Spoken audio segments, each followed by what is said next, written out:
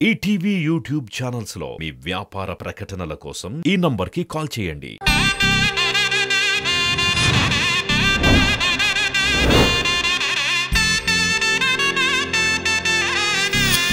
శ్రీవల్లి, చెప్పు సీత, శ్రీవల్లిని పెళ్ళయ్యే వరకు మా ఇంట్లో ఉండనిస్తావా?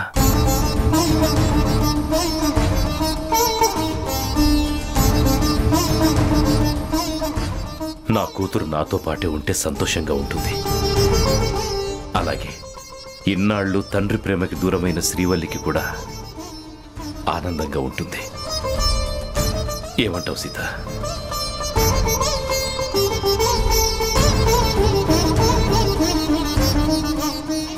సరేనండి, తను మీతో పాటు వస్తానంటే నాకు ఎటువంటి అభ్యంతరం లేదు.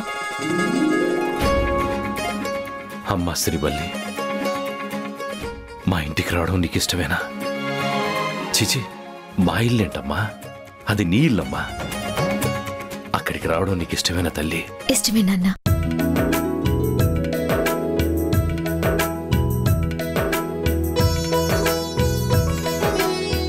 ఈరోజు నాకు నిజంగా చాలా సంతోషంగా ఉంది సీత. శ్రీవల్లి బావిలోని విగ్రహం తీయాలని నిర్ణయించుకున్న విషయం ఆయనకి చెప్పాలా వద్దా? ఇప్పుడు తను ఎలాగో వాళ్ళ నాన్నతో ఉంటుంది. అక్కడికి వెళ్ళాక తను తీసుకున్న నిర్ణయాన్ని మార్చుకుంటుందా? అమ్మ మంగళ, బాబు దినేష్, మీరు కూడా రేపటి నుంచి మా ఇంటికి రావాలి. కాదు, మన ఇంటికి రావాలి. సరే నాన్న, అలాగే. సంతోషం. అల్లుడు గారు, మీరు కూడా. అలాగే మావయ్య గారు. శ్రీవల్లి, ఇక బయలుదేరదామా? సరే నాన్న. పదమ్మ, వెళ్దాం.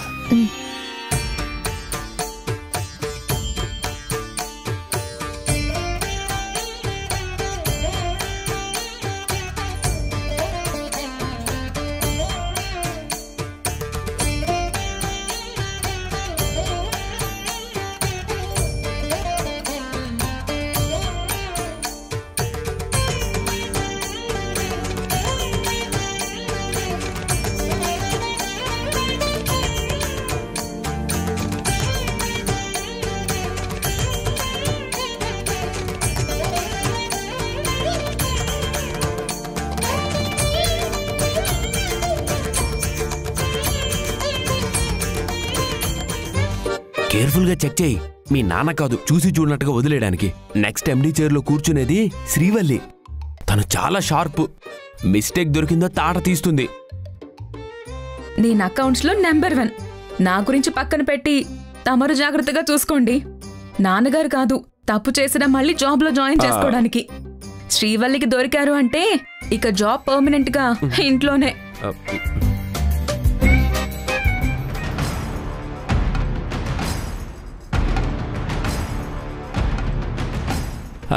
వీళ్ళ మొహాలేంటి ఎవరో పోయినట్టుగా విచారంగా పెట్టారు? అయినా వీళ్ళ మొహాలకి ఇదే సూట్ అవుతుందిలే. వీళ్ళ దొంగ లెక్కలు శ్రీవల్లికి దొరకాలి, అప్పుడుంటుంది వీళ్ళ కథ. అదేంటి బావగారు డల్గా ఉన్నట్టు కనిపిస్తున్నారు? ఏమైంది? ఏం కాలేదు అవినాష్. బావగారికి ఏమన్నా నోరు పడిపోయిందా ఏంటి సిస్టర్? అంటే బావగారిని అడిగితే సమాధానం ఆయన చెప్పకుండా సిస్టర్ చెప్తున్నారు కదా, అందుకే అలా అడిగాను. నాకేం నోరు పడిపోలేదు. కాకపోతే అనవసరమైన వాళ్ళతో అనవసరమైన మాటలు మాట్లాడడం ఎందుకని కామ్గా ఉన్నాను. అవునులేండి, ఇక్కడ ఎవరు అవసరమైన వాళ్ళు ఎవరు అనవసరమైన వాళ్ళు త్వరలో తేలిపోద్ది. అమ్మ కల్పన, ఏం లేదమ్మా, ఊరి జనం పిన్ని వాళ్ళని ఏవో మాటలని అవమానించారని ఆవేశంలో నాన్న శ్రీవల్లి పేరు మీద ఆస్తి మొత్తం రాయించి చాలా పెద్ద నిర్ణయమే తీసుకున్నారు. ఆ టైంలో నాన్నగారున్న ఆవేశంలో మనం కూడా ఏం చెప్పలేక ఆయన నిర్ణయాన్ని సమర్థించాం. కానీ ఆలోచిస్తుంటే అసలు శ్రీవల్లి ఇంత బాధ్యతను మోయగలదా అని నాకు డౌట్గా ఉందమ్మా. అవును కల్పన, నువ్వు కూడా ఒకసారి ఆలోచించి చూడు. ఎందుకంటే తను చిన్నపిల్ల, స్టడీస్ కూడా ఇంకా కంప్లీట్ కాలేదు. పైగా త్వరలో పెళ్లి కాబోతుంది. పెళ్ళయ్యాక లైఫ్ని ఎంజాయ్ చేయాల్సిన అమ్మాయి. ఇటు ఆఫీస్ బిజినెస్ వ్యవహారాలు, అటు ఊళ్ళో అగ్రికల్చర్, ఇవన్నీ చూసుకోగలదా? మీరేం డౌట్ పెట్టుకోకండి అన్నయ్య, తను ఖచ్చితంగా అన్ని బాధ్యతల్ని కరెక్ట్ గా నిర్వర్తిస్తుంది.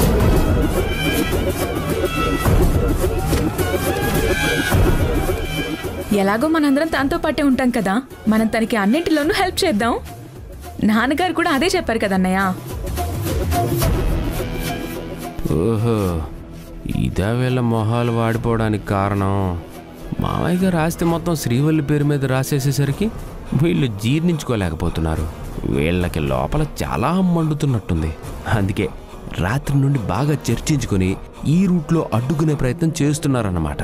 చెప్తా వీళ్ళ సంగతి. అవును బావగారు, మావయ్య గారు ఆస్తి శ్రీవల్లి పేరు మీదకి రాయడం మీకు ఇష్టం లేదా ఏంటి?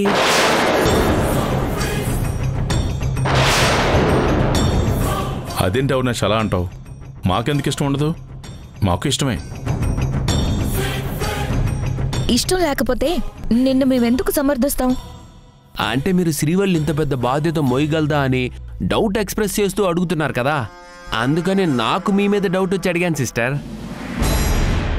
అలాంటిదేం లేదు అవినాష్. ఇప్పుడే తన మీద అంత పెద్ద బాధ్యత పెట్టి తనని ఇబ్బంది పెట్టడం ఎందుకు? దానికి ఇంకా టైం ఉంది కదా అని మా ఉద్దేశం, అంతే. మీ ఉద్దేశం నాకు అర్థమైందిలే బావగారు, మీ గురించి నాకు తెలీదా? ఏంటి నాన్న శ్రీవల్లిని మళ్ళీ తీసుకొచ్చారు?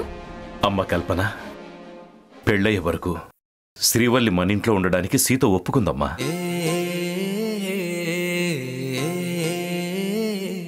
అంటే ఈ రోజు నుంచి శ్రీవల్లి ఇక్కడే ఉంటుందన్నమాట. అవును బావగారు. శ్రీవల్లి, నాన్న మొహంలో ఇంత ఆనందాన్ని, ఆయన కళ్ళల్లో ఇంత సంతృప్తిని నేను ఈ రోజు వరకు చూడలేదు శ్రీవల్లి. ఇదంతా నీ వల్లే. ఇన్ని రోజులు దూరంగా ఉన్న కూతురు ఇప్పుడు తనతో పాటు ఉంటే ఏ తండ్రికి సంతోషంగా ఉండదు చెప్పు?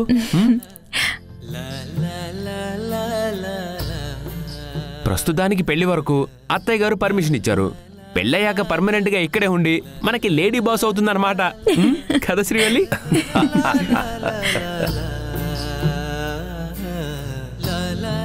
నా వాళ్ళ నవ్వులు శాశ్వతం కావటం కోసం షష్ఠి రోజున నేను విగ్రహాన్ని తీస్తాను స్వామి. అమ్మ కల్పన, శ్రీవల్లి అలసిపోయి ఉంటుంది, తనని లోపలికి తీసుకెళ్ళమ్మా, రెస్ట్ తీసుకుంటుంది. రా శ్రీవల్లి, రా.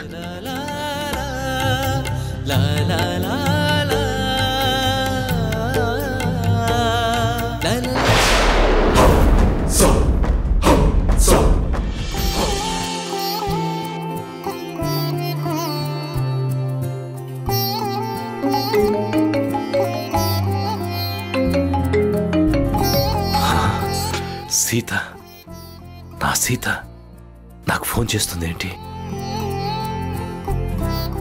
సీత,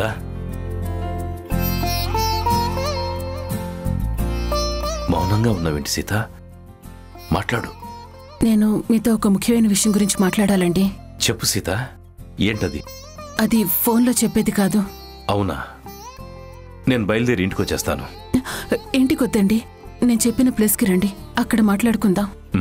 సరే సీత, చెప్పు, ఎక్కడికి రావాలి?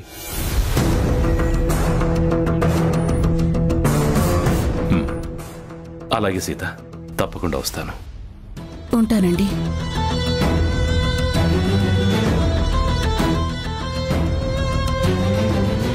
సీత నాతో ఏం మాట్లాడాలనుకుంటోంది? దేని గురించి అయి ఉంటుంది?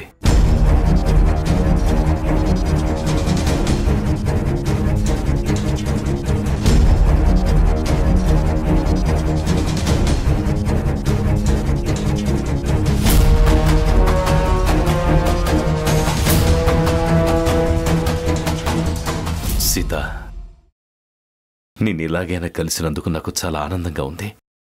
నాతో ఏదో మాట్లాడాలన్నావు, దేని గురించి? శ్రీవల్లి గురించండి. శ్రీవల్లి గురించా? అంటే తన పెళ్లి గురించా? ఆ విషయంలో నువ్వే టెన్షన్ పెట్టుకోకు, తన పెళ్లిని ఎంతో ఘనంగా జరిపిద్దాం. పెళ్లి గురించి కాదండి, తన జీవితం గురించి. ఏమంటున్నావు సీత? శ్రీవల్లి జీవితానికి ఏమైంది ఇప్పుడు? ఏమండి, మీరు శ్రీవల్లిని మీతో పాటు తీసుకెళ్లారు, కానీ తనకి సంబంధించిన ఒక ఇంపార్టెంట్ విషయం గురించి మీరు తెలుసుకోవాలి. చెప్పు సీత, ఏంటది? శ్రీవల్లి సుబ్రహ్మణ్యపురం గుడి బావిలో ఉన్న విగ్రహాన్ని బయటికి తీస్తానని నిర్ణయించుకుందండి. అది ఎంతో ప్రమాదకరమైన పని అని నేనెంత చెప్పినా శ్రీవల్లి వినిపించుకోవడం లేదు. అందుకే తనకి ఏం జరుగుతుందేమోనన్న భయంతో మీకు చెప్పాలని వచ్చాను. ఆ విషయం నాకు తెలుసు.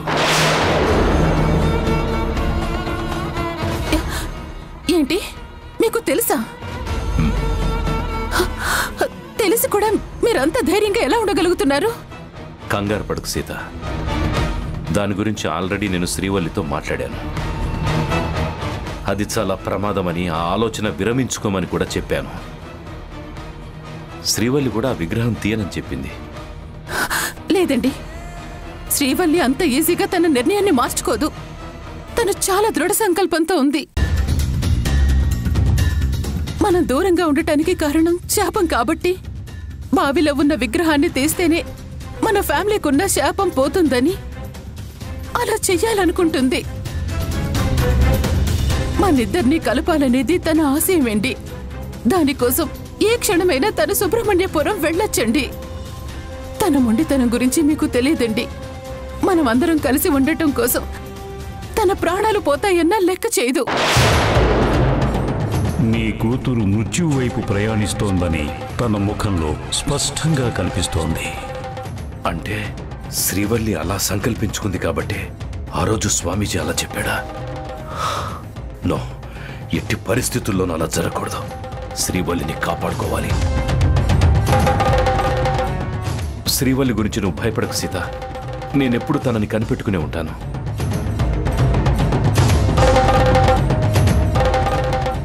సుబ్రహ్మణ్యపురంలో సర్పంచ్ గారితో మాట్లాడాను. గుడి బావి దగ్గర గట్టి కాపలా ఏర్పాటు చేయమని కూడా చెప్పాను. తనక్కడికి వెళ్ళినా మన వాళ్ళు అడ్డుకుంటారు. ఏమండి, నా ప్రాణాలన్నీ శ్రీవల్లి మీద పెట్టుకుని బతుకుతున్నానండి. తనకేమన్నా అయితే నా ప్రాణం పోతుంది. శ్రీవల్లికి పెళ్లి జరిగితే ఇక తనకే ప్రమాదం ఉండదు.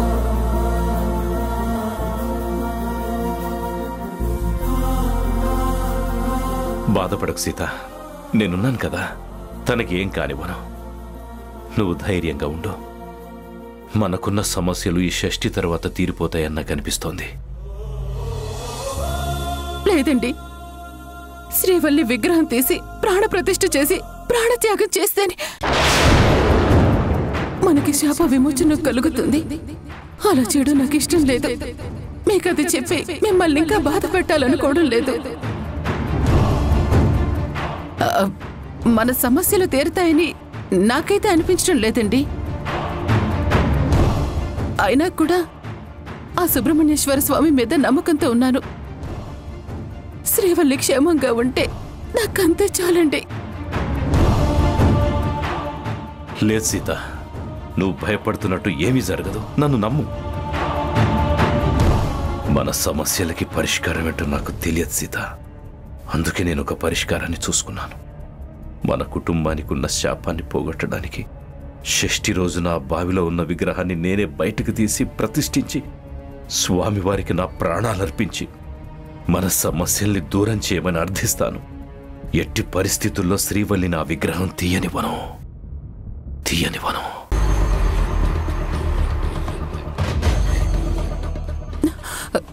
నేను సుబ్బు కూడా శ్రీవల్లిని గమనిస్తూనే ఉన్నాం. ఈ విషయం మీకు కూడా చెప్తే మీరు కూడా జాగ్రత్త పడతారని చెప్తున్నాను. అందుకే తనని మీ దగ్గరికి పంపించాను. సరేనండి, నేనిక బయలుదేరతాను. శ్రీవల్లిని బ్రతికించుకోవడానికి మీకు దూరంగా ఉంటున్నాను. శ్రీవల్లి జాగ్రత్త అండి.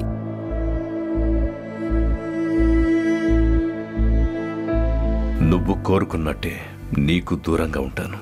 కాకపోతే ఇక మీదట దూరం శాశ్వతమవుతుంది.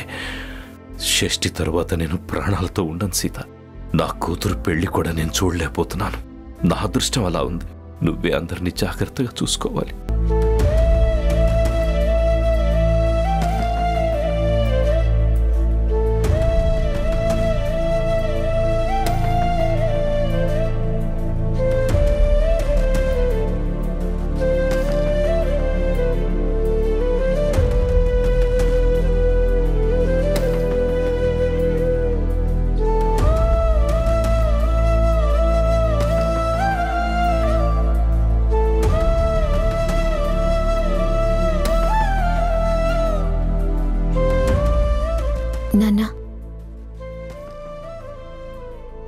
ఏంటమ్మా?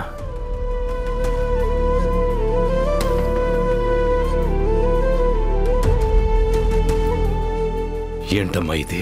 అందరి ముందు మీరు నాకిచ్చిన ఆస్తిపత్రాలు నాన్న. మీ మాట కాదంటున్నందుకు నన్ను క్షమించండి. నాకు ఈ ఆస్తి అంతస్తు ఏమీ వద్దు నాన్న. అమ్మని అవమానించిన వాళ్ళ నోళ్లు మోయించడం కోసం మీరు ఆస్తి ఇచ్చినప్పుడు తీసుకున్నాను తప్ప నిజానికి వీటి మీద నాకు ఏమాత్రం ఆశ లేదు నాన్న. చిన్నప్పటి నుంచి కన్న తండ్రి ఎవరో తెలుసుకోవాలని ఆరాటపడ్డాను. తండ్రి ప్రేమ కోసం భర్త పెంచాను. ఇన్నాళ్లకు నా కోరిక తీరింది. అది చాలు నాన్న. ఇంకా నాకేమీ వద్దు. ఇంత పెద్ద బాధ్యతని, బరువుని నేను మోయాలనుకోవట్లేదు. దయచేసి నా మాట కాదనకండి నాన్న. కూర్చోమ్మా.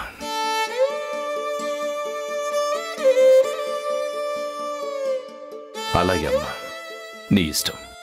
కానీ ఒక్క విషయం, మీ అమ్మ గురించి ఒక్క మాట అంటే నేను తట్టుకోలేకపోయావు. అలాంటిది రేపటి నుంచి మీ నాన్నను హేళనగా మాట్లాడుతుంటే అది చూసి నువ్వు భరించగలవా? మీ గురించి హేళనగా ఎందుకు మాట్లాడుకుంటారు నాన్న? కోదండరామయ్య గారు ఎంతో నమ్మకంతో తన ఆస్తిని, తన బాధ్యతల్ని కూతురికి అప్పగిస్తే ఒక్కరోజు కూడా తిరగకుండానే తిరిగి ఆయనకి అప్పగించేసింది అంటారమ్మా. కోదండరామయ్య కూతురు బలహీనురాలు. ఆమెకు ఆస్తిని కాపాడుకోవడం రాదు, బాధ్యతలు మోయడానికి భయపడింది అంటారు. కోదండరామయ్య వారసురాలిగా శ్రీవల్లి అసలు ఏం పనికిరాదు, ఈయన వెనక ముందు ఆలోచించకుండా ఆవేశంలో తప్పుడు నిర్ణయం తీసుకున్నాడు అని అందరూ ఎగతాళి చేస్తారమ్మా. ఇలా అందరూ మాట్లాడుకుంటుంటే నాకు నా మాటకి విలువ లేకుండా పోతుందమ్మా. కన్న కూతురే కోదండరామయ్య గారి మాట కాదంది. ఇక ఆయన వారసత్వాన్ని నిలబెట్టే మనిషి ఆ ఇంట్లో లేకుండా పోయారని చులకన చేసి మాట్లాడతారమ్మా. అలా మాట్లాడకండి నాన్న. మీ విలువ, గౌరవం పోయే పనిని నేనెప్పటికీ చేయను. మరి నేను నీకు అప్పగించిన బాధ్యతని ఎందుకు తిరిగి చేస్తున్నావమ్మా? మీ వారసురాలిగా మీ పేరు నిలబెట్టాలని నాకు ఉంది నాన్న. కానీ నేను ఈ లోకంలోనే ఉండనప్పుడు మీ నమ్మకాన్ని ఎలా నిలబెట్టగలను? ఏంటమ్మా ఆలోచిస్తున్నావు? ఏం లేదు నాన్న. ఈ షష్ఠి రోజున మీ అమ్మ మీద పడ్డ మచ్చ శాశ్వతంగా తొలగిపోతుంది. మీ అమ్మని దూషించిన నోళ్లే దేవత అని మనస్ఫూర్తిగా చేతులెత్తి మొక్కుతారమ్మా. నాకు నమ్మకం ఉందమ్మా. ఆ దేవుడు నా నమ్మకాన్ని వమ్ము చేయడు. అలాగే నాన్న. మీ నమ్మకం గెలవాలని నేను కోరుకుంటున్నాను. మీ నమ్మకాన్ని నేను గెలిపిస్తాను నాన్న. షష్ఠి రోజు ఎలాగైనా బావిలో ఉన్న విగ్రహాన్ని బయటికి తీసి ప్రతిష్ఠిస్తాను. ఆ తర్వాత మన కుటుంబానికున్న అన్ని సమస్యలు తొలగిపోయి మీరంతా హాయిగా ఉంటారు. సరేనమ్మా, ఇంకా నువ్వేమీ ఆలోచించుకో. ఎవరో ఏదో అన్నారని అమ్మా నాన్న దూరంగా ఉన్నారు, ఇవన్నీ నీ మనసులోంచి తీసేయి. సుబ్బుతో జరగబోయే నీ పెళ్లి గురించి మాత్రమే ఆలోచించు. అలాగే నాన్న.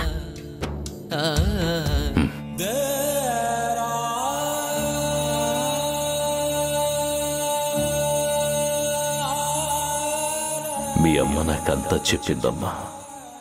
మా కోసం నువ్వు విగ్రహం బయటికి తీయాలనుకుంటున్నావు, కానీ అది నేను జరగనివ్వను. నేనే ఆ విగ్రహాన్ని బయటికి తీస్తాను. నా ప్రాణాలను నా దేవుడికి సమర్పించి మీరందరూ సంతోషంగా ఉండేలా చేస్తాను. అందుకే నా బాధ్యతలు నీకు అప్పగించాను. నా ఆయుష్ కూడా పోసుకొని నిండు నూరేళ్లు నువ్వు పిల్లా పాపలతో చల్లగా ఉండమ్మా. సుబ్రహ్మణ్యేశ్వర, నా కూతురికి ఏ ప్రమాదం రాకుండా చూడుతండి.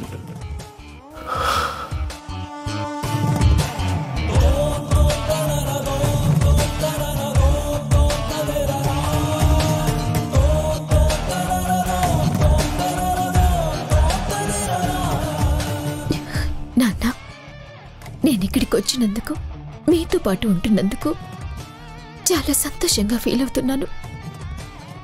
నాకన్నా ఎక్కువ మీరు సంతోషపడుతున్నారు. కానీ షష్ఠి తర్వాత నేను ప్రాణాలతో ఉండను అన్న విషయం మీకు తెలీదు.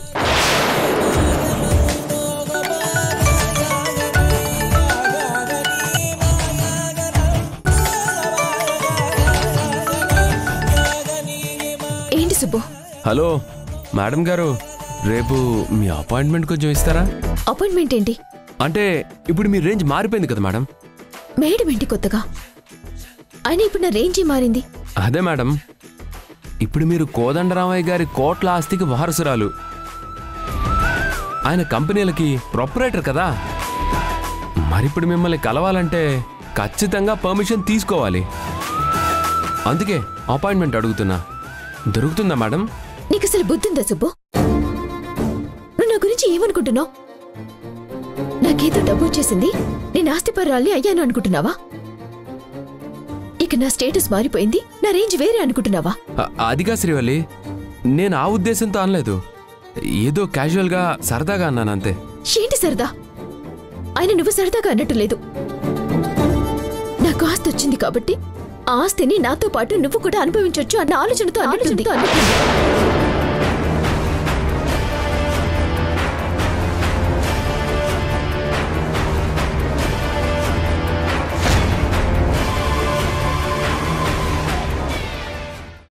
నువ్వు మారిపోయావు శ్రీవల్లి. ఒకప్పుడు నేను ప్రేమించిన శ్రీవల్లిలా నువ్వు ఇప్పుడు లేవు. ఒకసారి ప్రేమగా మాట్లాడతావు, ఒకసారి భారంగా మాట్లాడతావు, మళ్ళీ నేనంటే ఇష్టం అంటావు. నువ్వు రోజుకు విధంగా ప్రవర్తిస్తుంటే నేను భరించలేకపోతున్నాను శ్రీవల్లి. సర్లే శ్రీవల్లి, నా మూడేం బాలేదు. వెళ్ళి నీ పని చూసుకో, నేను కాసేపాకి వెళ్తాను.